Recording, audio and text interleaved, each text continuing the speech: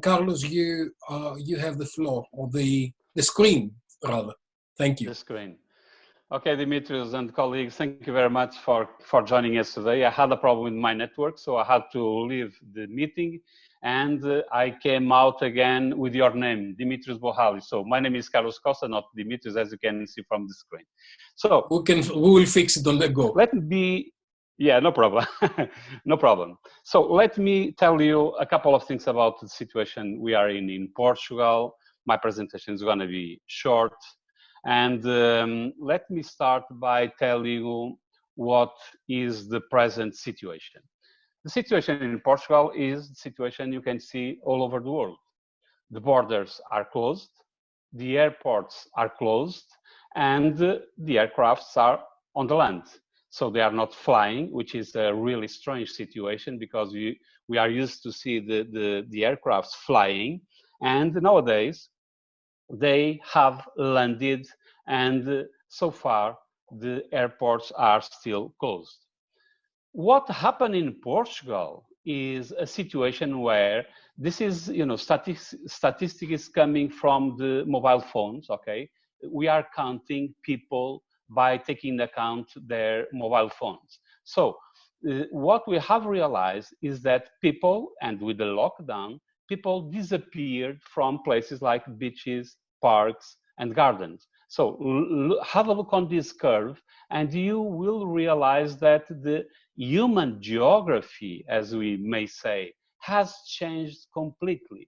People used to be in the town center, people used to go out, and nowadays they are, of course, in the houses. Even if during the last week, the state of emergency has been lifted in Portugal, but people are still very cautious about what is going on. Let's have a look on this. For instance, restaurants, cafes, and shopping. Again, the economic activity has completely stopped. And what we see is that, again, people are in the houses and they are not consuming at all. Supermarkets and drugstores, it's the same situation. Even if the supermarkets and the drugstores are still open, of course, but what we used to have used to be, families going to these shopping centers, to the supermarkets. And nowadays what we do is, even yesterday I did that, I went to the supermarket and I was wearing a mask and I was wearing plastic gloves, and therefore I was protecting myself from the virus, and we could see people doing the same in this country. So people are very cautious and they are fully aware of what is going on. The restaurants, one of the key areas in tourism, they are completely closed. We have 75% of the restaurants completely closed, and the remaining 25%, they are fighting to sell in, some food in a system of takeaway. So people are buying and people are delivering at home, but their economic activity is very, very low. They are making what? Maybe 5%, 10% of what they used to do before. When it comes to the pandemic, the situation in Portugal, we can't complain that much. I mean, thank God we did not have this chaos that happened, unfortunately, in Spain, Italy, in France, in the UK, and maybe because we also have one neighbor, which is Spain. And when we realized that situation was really bad, we, the government, decided to close the border, and therefore, the pandemic in Portugal has been managed, I would say, in a proper way. And we were also lucky, of course, with the whole situation. Have a look on the blue and the brownish lines. We are talking about people in a hospital, in intensive care, and the number of people in intensive care has gone down. People in the hospital, overall, it has also gone down. When it comes to the growth rates of deaths and the growth rates of new cases, the situation is progressing in a very good way in Portugal. Even yesterday, we had less than 10 people who died from coronavirus, and we had around 200 new cases of infection cases, which is rather good when compared to other places. So what is going to happen in the near future, in the days ahead? The first news comes from Forbes. I mean, Portugal has been managing the situation in a proper way, I would say, and the magazine Forbes has been, you know, pointing out about some of the places in the world that will be safe in the future because our National Health Service has played a very important role, and it has shown to be resilient, and Portugal is seen as a safe and secure country, a place that maybe in the future may have a bright future. The second thing is what is going to do what we are doing right now and for the near future. So the first thing is critically, of course, social distancing. Social distancing is to be in our minds. Masks will be wear, of course, and borders control will be around for the near future. Second things, major events, crowds, they will be forbidden this summer. In particular, music festivals, markets of handicrafts, and tourism markets and shows. So all these events will be forbidden in the near future. Restaurants.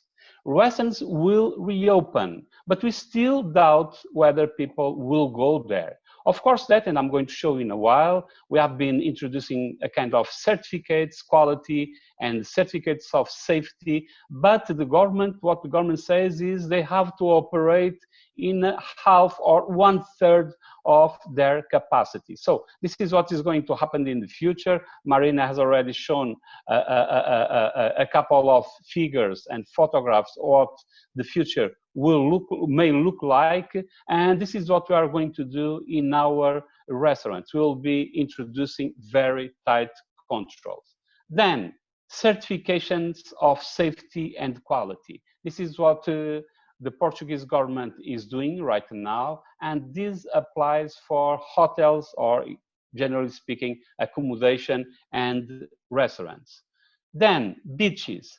What the government is planning to do is, can you imagine this? They will be establishing fences, and they will be controlling the number of people allowed to go on the beach. And this will be controlled by drones and by the maritime police. So while we were used to see, you know, all our beaches completely open, what is going to happen in the future is that we are going to have fences, you know, circumscribing all these places. Let me just show you two more slides. This is a model that I published on a very nice journal, Tourism Review. I'm sure that Dimitrios agrees with me. So last January, we published a couple of papers, and I published this one, which is something that we have to do in the future. Tourism has to be redesigned, tourism has to be reinvented. And one of the critical things that is really missing in this area is a bridge between the economics and management of tourism and territorial planning. Tourism has operated mostly from the demand side. And even if in the future we have to look at tourism from the demand side, no doubts about it, because we have a business in front of us, but we have to start thinking that the business of tourism depends not only on tourists by themselves, but on the economics and networks, on the economics of networks and itineraries that we can create from this area. Also, we have to look at from the demand side in terms of capacity, development, and experience and brand love hospitality. So this thing that we can see on the top of the model has to be bridged with the second part, which is right on the bottom, which is about territorial planning. We have to think about physical planning, and we have to think about how to bring people in terms of because it's democratic and because it's a matter of ethics, but it's also a matter of innovation. How shall we bring people into the heart of the tourism system in order to make the destination successful, unique, different, exciting, and remarkable? But above all, it has to be safe and secure. Last one, let's think about what we can see here in front of us. This is a sociometric analysis that we carried out in a place in northern part of Portugal. We have figures like this all over the country. And basically, what we have to think is about the operation management of the tourism sector. We, for the near future and for the medium future, we may not think about long-haul destinations. We have to think about short-haul destinations, and we have to think about local movement of people and people moving within Europe, because Europe sooner or later will be safe, but we wonder whether other parts in the world will be safe. So the operations management has to be changed. And in terms of thinking about long-haul destinations, we have to shrink the chain of operations, and we have to think much more locally. So thank you very much. This is what I have to say right now.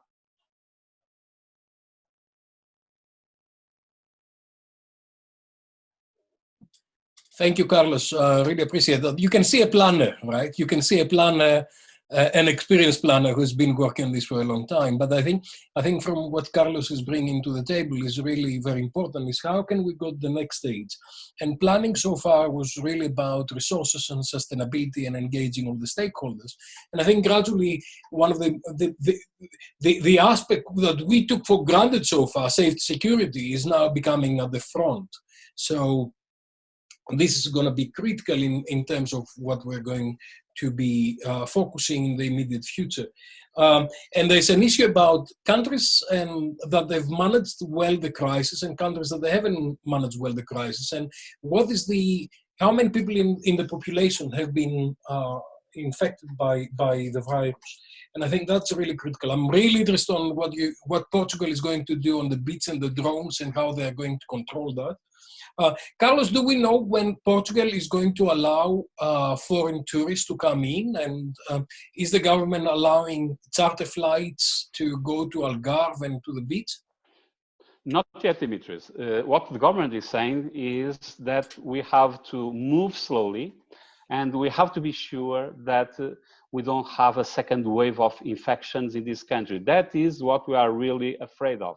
Because when they look at, for instance, Korea, Singapore, and other places, what people are expecting is a second wave of infections. So we also have to take in account that our neighbors are the Atlantic Ocean from the east side, and Spain from the east side, and the Atlantic Ocean from the western side. So Spain is still in trouble, and therefore the territorial border has to be kept for a while. And as far as the airports are concerned, we have been implementing very tight measures in Lisbon, and Porto is almost not operating at all. And Algarve is out of the race so far.